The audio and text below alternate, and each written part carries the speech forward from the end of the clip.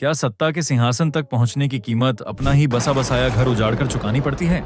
कैसे 27 साल का एक अटूट रिश्ता अचानक बेवफाई और धोखे के इल्जामों में तब्दील हो गया? क्या सचमुच एक सुपरस्टार के मुख्यमंत्री बनने के पीछे किसी को एक्ट्रेस का वो लकी चार्म काम कर रहा था जिसने उसकी असल पत्नी को घर से बेघर होने पर मजबूर कर दिया? दोस्तों, सिनेमा के पर्दे पर अक्सर जो दिखता है, असल जिंदगी की पटकथा उससे कहीं ज्यादा खौफनाक और चौंकाने वाली होती है। आज पूरी दुनिया जोसेफ विजय चंद्रशेखर को तमिलनाडु के सबसे शक्तिशाली इंसान यानी 9वें मुख्यमंत्री और सिनेमा के थलापति के रूप में जानती है। जब वह स्क्रीन पर आते थे तो सिनेमा घर स्टेडियम बन जाते थे, और आज जब वह राजनीतिक मंच पर आते हैं तो पूरा राज्य उनके नाम के नारे लगाता है। लेकिन करोड़ों दिलों पर राज करने वाले इस सुपरस्टार की असल जिंदगी किसी डार्क, सस्पेंस और इमोशनल ड्रामा फिल्म से कम नहीं है। कहानी की शुरुआत एक गहरे और खामोश सदमे से होती है। विजय का जन्म 22 जून 1974 को मद्रास में एक ऐसे परिवार में हुआ जहां सिनेमाए खून दौड़ता था। उनके पिता ऐसे चंद्रशेखर तमिल सिनेमा के एक बेहद सख्त और जाने माने निर्देशक थे, और उनकी मां शोभा चंद्रशेखर एक talented playback singer, film producer और राइटर थीं, जिन्होंने अपने करियर में 10 फिल्मों का निर्माण किया और 50 से ज्यादा कहानियां लिखीं। घर में हमेशा कैमरों, स्क्रिप्ट्स और रिकॉर्डिंग का माहौल रहता था। लेकिन इस रंगीन माहौल के बीच एक ऐसा काला दिन आया जिसने इस परिवार की हंसी हमेशा के लिए छीन ली। जब विजय बहुत छोटे थे तब उनकी 2 साल की मासूम बहन विद्या का एक गंभीर बीमारी के कारण निधन हो गया। एक हंसता खेलता चंचल बच्चा जिसने अभी दुनिया को ठीक से समझना शुरू ही किया था, अपनी आंखों के सामने अपनी छोटी बहन को मौत के मुंह में जाते हुए देखकर अंदर तक टूट गया। इस आघात ने विजय को इस कदर बदल दिया कि उन्होंने लोगों से मिलना जुलना और बातें करना बंद कर दिया। वह एक बेहद शर्मीले और अकेले रहने वाले लड़के में तब्दील हो गए, जिसकी खामोशी पूरे घर में गूंजती थी। एक पिता के लिए अपने बेटे को इस तरह में जाते देखना असहनीय था। इसी खामोशी को तोड़ने और बेटे के चेहरे पर खोई हुई मुस्कान वापस लाने के लिए चंद्रशेखर ने बचपन में ही विजय को कैमरों के सामने खड़ा कर दिया। सिनेमा उनके लिए शौक नहीं बल्कि उनका इलाज बन गया। बाल कलाकार के रूप में कैमरे का सामना करने के बाद विजय का सपना एक लीड हीरो बनने का हो गया। अभिनय का जुनून इस कदर हावी था कि उन्होंने मद्रास के लोयोला कॉलेज से विजुअल कम्युनिकेशन की पढ़ाई बीच में ही छोड़ दी। 1992 में मात्र 18 साल की उम्र में पिता के निर्देशन में बनी फिल्म नालैया थीरपू से उन्होंने एक लीड एक्टर के तौर पर अपना डेब्यू किया। एक मशहूर डायरेक्टर के बेटे से दुनिया को बहुत उम्मीदें थीं, लेकिन बॉक्स ऑफिस पर यह फिल्म औंधे मुंह गिर गई। फिल्म का फ्लॉप होना तो फिर भी बर्दाश्त किया जा सकता था, लेकिन क्रिटिक्स और मीडिया ने जिस तरह से इस 18 साल के लड़के की धज्जियां उड़ाईं, वह किसी भी आम इंसान को हमेशा के लिए खत्म कर सकता था। उस दौर की मशहूर मैगजीन कुमुदम ने उनके लुक्स और पर्सनैलिटी का बेरहमी से मजाक उड़ाते हुए लिखा कि क्या हमें थिएटर्स में ऐसे चेहरे को देखने के लिए पैसे देने चाहिए? आलोचकों ने साफ कह दिया कि यह लड़का कभी हीरो नहीं बन सकता। सोचिए, उस 18 साल के लड़के के दिल पर क्या गुजरी होगी, जो अपना पहला सपना लेकर दुनिया के सामने आया था और दुनिया ने उसे सरेआम बेइज्जत कर दिया। मां शोभा चंद्रशेखर ने एक भावुक इंटरव्यू में बताया था कि थिएटर से लौटने के बाद जब विजय ने ये घटिया और दिल चीर देने वाले रिव्यूज पढ़े तो वह अपने कमरे का दरवाजा बंद करके फूट फूट कर रोए थे। एक पिता के तौर पर चंद्रशेखर को भी पछतावा हुआ कि शायद उन्होंने अपने बेटे को गलत समय और गलत विषय के साथ लॉन्च कर दिया था। लेकिन यह वह आग थी जिसमें जलकर जोसेफ विजय को थलापति बनना था। अपनी इस बेइज्जती को विजय ने अपनी सबसे बड़ी ढाल बना लिया। उन्होंने हार मानकर घर बैठने के बजाय अपने डांस, अपनी बॉडी लैंग्वेज, कॉमिक टाइमिंग और स्क्रीन प्रेजेंस पर खून पसीना एक कर दिया। शुरुआती झटकों के बाद 1996 में रिलीज हुई रोमांटिक फिल्म पूवे उनकागा ने सिनेमा घरों में जो तूफान खड़ा किया, उसने हमेशा के लिए विजय की किस्मत बदल दी। इस फिल्म ने तमिलनाडु के हर घर में उन्हें एक लवर बॉय के रूप में स्थापित कर दिया। इसके बाद हिट फिल्मों की झड़ी लग गई। दर्शकों का प्यार इस कदर उमड़ा कि जो मीडिया कभी उनके चेहरे का मजाक उड़ाती थी, वही उन्हें इलाया थलापति यानी युवा सेनापति कहने लगी। ये सिर्फ एक टाइटल नहीं था, बल्कि जनता के दिलों पर राज करने वाले एक महानायक का ताज था, जिसने आगे चलकर उन्हें सिर्फ थलापति बना दिया। उनकी हर फिल्म की रिलीज किसी त्योहार से कम नहीं होती थी। पूवे उनकागा की इसी ब्लॉकबस्टर सफलता ने विजय की जिंदगी में एक ऐसी लड़की की एंट्री कराई जिसकी कहानी किसी कमर्शियल रोमांटिक फिल्म से कहीं ज्यादा खूबसूरत थी।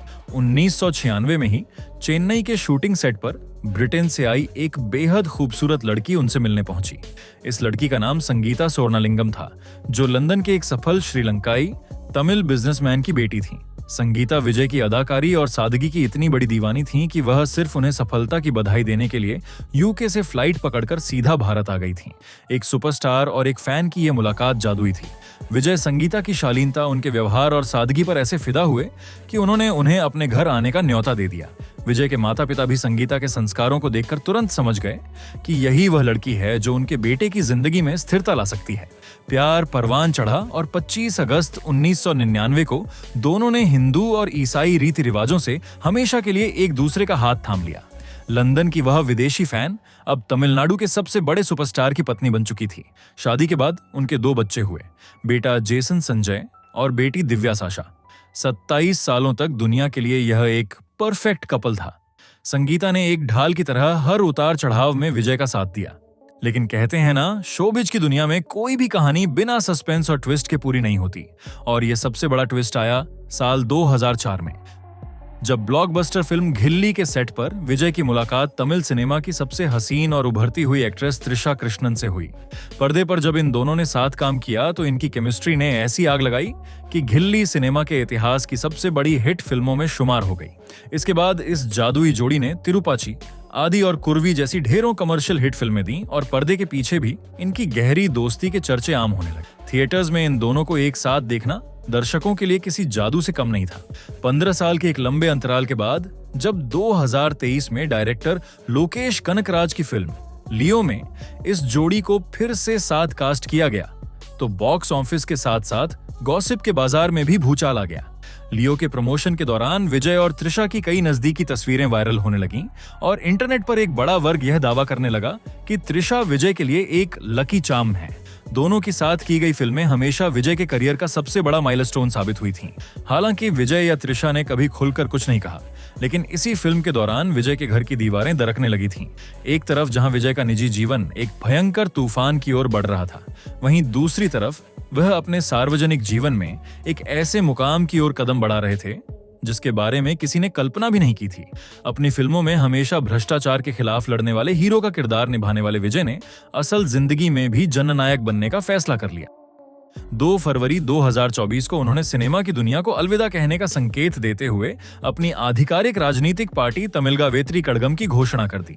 मई 2026 के विधानसभा चुनावों में जो हुआ वह तमिलनाडु के इतिहास का सबसे बड़ा राजनीतिक चमत्कार था। चुनावों में टीवीके ने अकेले दम पर 234 सीटों वाली विधानसभा में 108 सीटों पर एक तरफा जीत दर्ज की।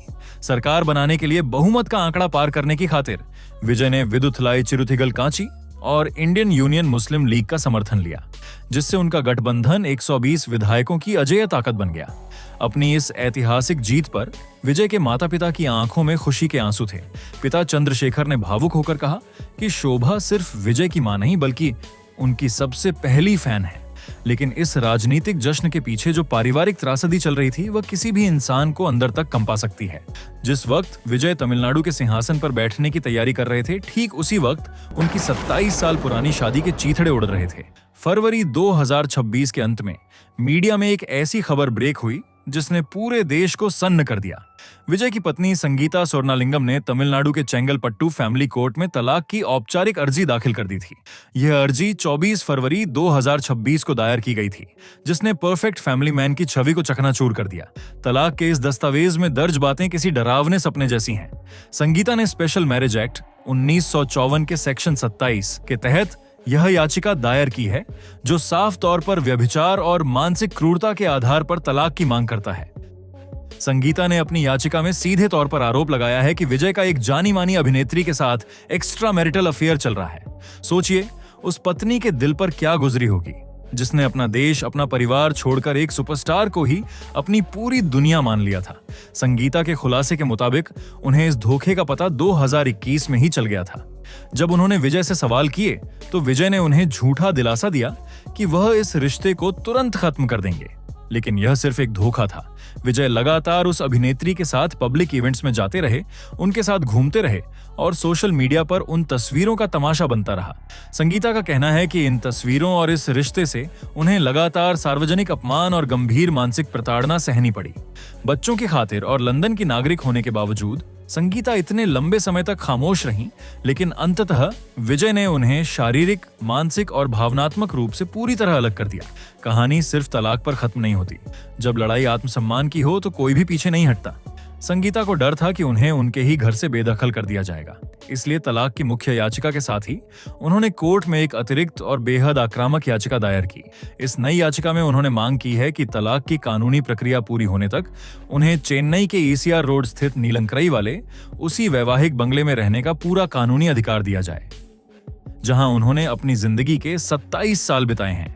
संगीता ने साफ कर दिया है कि या तो उन्हें उसी घर में रहने दिया जाए या फिर विजय उन्हें बिल्कुल उसी स्तर का एक शानदार वैकल्पिक घर मुहैया कराएं। इसके साथ ही उन्होंने अपनी बची हुई जिंदगी के लिए एक भारी भरकम परमानेंट एलिमनी की भी कानूनी मांग ठोक दी है। एक तरफ विजय पूरे राज्य को घर देने का चुनावी वादा कर रहे हैं और दूसरी तरफ अपनी ही पत्नी को उनके घर से बेदखल करने के कानूनी दांव पेंचों में फंसे हुए हैं। इन सभी विवादों के बीच 10 मई 2026 का वह ऐतिहासिक दिन आया जब चेन्नई के जवाहरलाल नेहरू स्टेडियम में लाखों की भीड़ के सामने राज्यपाल राजेंद्र विश्वनाथ आर्लेकर ने जोसेफ विजय चंद्रशेखर को तमिलनाडु के मुख्यमंत्री पद की शपथ दिलाई।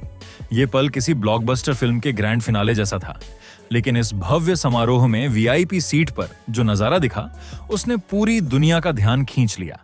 जब विजय शपथ ले रहे थे तो त्रिशा अपने जज्बातों पर काबू नहीं रख पाईं। वह फूट फूट कर तो नहीं रोईं, लेकिन उनकी आंखें पूरी तरह नम थीं और वह कैमरे के सामने अपने आंसू पोंछती हुई साफ नजर आईं। शपथ ग्रहण के तुरंत बाद त्रिशा ने इंस्टाग्राम पर अपनी तस्वीरें डालते हुए एक बेहद बोल्ड और रहस्यमयी कैप्शन लिखा कि प्यार हमेशा जोरदार होता है। इतना ही नहीं, 20 मई 2026 को त्रिशा ने अपनी बॉक्स ऑफिस पर गदर मचा रही नई फिल्म करुप्पू के सेट से तस्वीरें शेयर की। उन्होंने लिखा कि उनका जादुई मई कह रहा है, एक और जीत और बस भगवान की कृपा है। इस जादुई मई के 16 दिनों के अंदर त्रिशा ने अपना 43वां जन्मदिन मनाया, विजय को मुख्यमंत्री बनते देखा और उनकी फिल्म करुप्पू बॉक्स ऑफिस की सबसे बड़ी हिट बन गई। एक तरफ राजनीति के मैदान में 108 सीटें जीतकर विजय ने तमिलनाडु का नया इतिहास लिख दिया, लेकिन बंद दरवाजों के पीछे उनका खुद का परिवार हमेशा के लिए बिखर चुका है। जिस इंसान ने हमेशा पर्दे पर सच्चाई, ईमानदारी और परिवार की रक्षा करने वाले हीरो का किरदार निभाया, आज वही इंसान असल जिंदगी में अपनी ही पत्नी की नजरों में बेवफाई और क्रूरता का मुजरिम बनकर अदालत के कटघरे में खड़ा है।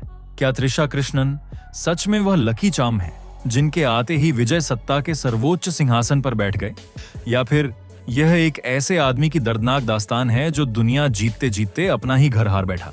राजनीति के इस नए कमांडर को अब सिर्फ अपने राजनीतिक विरोधियों का ही सामना नहीं करना है, बल्कि उस पत्नी के सवालों का भी जवाब देना है जिसने एक फैन बनकर उन्हें अपना दिल दिया था और आज 27 साल बाद आंसुओं, धोखे और कोर्ट के समन के साथ इंसाफ मांग रही है। विजय की अगली चाल क्या होगी ये कोई नहीं जानता, क्योंकि थलपति की असल जिंदगी की फिल्म तो अब अपने सबसे खौफनाक और रोमांचक मोड पर आ चुकी है। तो अभी इस वीडियो को लाइक करें और हमारे चैनल को सब्सक्राइब करके बेल आइकन दबाना न भूलें। मिलते हैं अगली वीडियो में।